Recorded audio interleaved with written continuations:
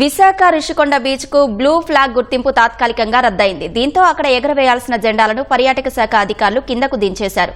పర్యాటక పరంగా గొప్ప అవకాశంగా ఉన్న దీన్ని తొలగించడంతో రాష్ట్రం పరువు మంటగలిసినట్లయింది.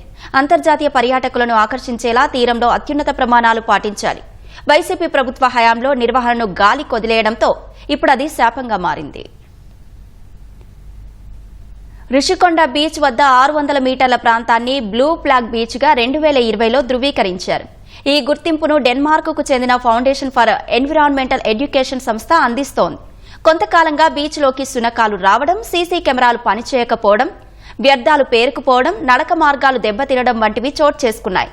మూత్రశాలలు, దుస్తులు మార్చుకునే గదులు తీసికట్టుగా మారాయి. నిర్వహణ అధ్వానంగా ఉన్న చిత్రాలతో కొందరు డెన్మార్క్ సంస్థకు గత నెల 13న ఫిర్యాదు చేశారు. దీంతో అదే రోజు రాత్రి గుర్తింపును తాత్కాలికంగా ఉపసంహరించుకుంటున్నట్లు మెయిల్ ద్వారా పర్యాటక శాఖ ఉన్నతాధికారులు జిల్లా కలెక్టర్కు సమాచారం అందించారు. తగిన ప్రమాణాలు పాటిస్తేనే తిరిగి పునరుద్దరిస్తామని సంస్థ పేర్కొంది. దీంతో వెంటనే కలెక్టరు సంబంధిత అధికారులతో సమావేశం ఏర్పాటు చేశారు. జీవీఎంసీ, వీఎంఆర్డీఏ ఆధ్వర్యంలో పనులు చేపట్టారు. శునకాలు, పశువులు బీచ్లోకి రాకుండా నియంత్రణ చర్యలు చేపట్టారు. అటవీశాఖ అనుమతితో బ్లూ ఫ్లాగ్ తీరంలో వెదురు కంచె నిర్మించదలిచారు.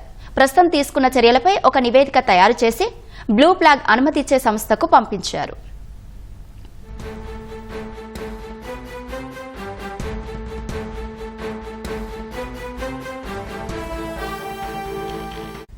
గత ప్రభుత్వంలో బీచ్ నిర్వహణ వివాదాస్పదమైంది. 2018లో అప్పటి టీడీపీ ప్రభుత్వంలో 17 కోట్ల కేంద్ర ప్రభుత్వ నిధులతో తీరంలో మౌలిక వసతులు కల్పించారు. ఆ పనులు చేసే సంస్థే కొద్ది రోజుల పాటు నిర్వహణను చేపట్టింది. ఆ తర్వాత చాలా కాలం ఏపీ పర్యాటక అభివృద్ది సంస్థ బీచ్ ను నిర్వహించింది. 2 ఏళ్ల క్రితం నిర్వహణను ప్రైవేటు సంస్థకు అప్పగించేశారు. ఆ ప్రైవేటు సంస్థ ఇష్టానుసారంగా వ్యవహరించడం, తగిన సిబ్బందిని నియమించకుండా ప్రమాణాలను గాలికొదిలేసింది. గతేడాది నవంబర్తో ఆ సంస్థ నిర్వహణ గడువు ముగిసింది. దీంతో నిర్వహణ మరింత తీసికట్టుగా మారింది. వరకు దీన్ని బ్లూ ఫ్లాగ్ బీచ్గా ఉండేది. సో క్లీన్లీనెస్ కానీ సేఫ్టీ ప్రికాషన్స్ అన్నీ బాగానే ఉండేవి. బట్ రీసెంట్లీ నేను విన్నది ఏంటంటే దీన్ని బ్లూ ఫ్లాగ్ బీచ్ లిస్ట్ నుంచి తీసేశారని విన్నాను. సో ఎందుకంటే నాకు ఇప్పుడు కనిపిస్తుంది ఏంటంటే ఇక్కడ కొంచెం క్లీన్లీనెస్ కొంచెం తక్కువగా ఉంది. సో ప్రెజెంట్ గవర్నమెంట్ దీని మీద కొంచెం ఎక్కువగా ఏవైతే పారామీటర్స్ ఉన్నాయో బ్లూ ఫ్లాగ్ బీచ్ కోసం వాటి మీద కొంచెం కాన్సన్ట్రేట్ చేసి కొంచెం బెటర్ చేయాలని అనుకుంటున్నాను. మళ్ళీ దీనికి బ్లూ ఫ్లాగ్ బీచ్లో మళ్ళీ దీనికి పెట్టాలని అనుకుంటున్నాను. జగన్మోహన్ రెడ్డి రుషికొండ ప్యాలెస్ చుట్టూ ఎవరూ రాకూడదన్న దురుద్దేశంతోనే రుషికొండ బీచ్ నిర్వహణను గాలికి వదిలేశారని విశాఖ జనసేన కార్పొరేటర్ మూర్తి యాదవ్ మండిపడ్డారు.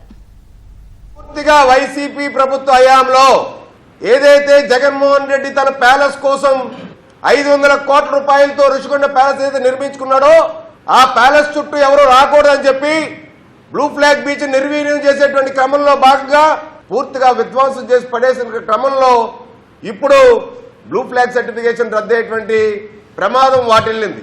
కేవలం రుషికొండ బ్లూ ఫ్లాగ్ బీచ్ దగ్గర పార్కింగే ప్రతి నెల అన్ సీజన్లో 10 లక్షల నుంచి 12 లక్షల రూపాయలు వస్తుంది. సీజన్లో అయితే 15 లక్షల రూపాయలు ప్రతి నెల వస్తుంది. వైసీపీ ప్రభుత్వ హయాంలో బ్లూ ఫ్లాగ్ బీచ్ మెయింటెనెన్స్ కోసం 10,80,000 రూపాయలు కాంట్రాక్టర్కి ఇచ్చి మెయింటైన్ చేయమంటే ఆపరేషన్ మెయింటెనెన్స్ పూర్తిగా అప్పటి అధికారులు, టూరిజం అధికారులు కాంట్రాక్టర్తో కుమ్మక్కయ్యి లక్షల రూపాయలు లంచాలు దిగమింగి బ్లూ ఫ్లాగ్ బీచ్ ని అస్తవ్యస్తంగా చేసేసి నిర్వహణలో భాగంగా పూర్తిగా ఇవాళ బ్లూ ఫ్లాగ్ సర్టిఫికేషన్ రద్దయిపోయిన కారణానికి ఇవాళ కారకులయ్యారు ఏపీ టూరిజం అధికారులు, అక్కడ ఉన్నటువంటి వైసీపీ చెందినటువంటి కాంట్రాక్టర్లు.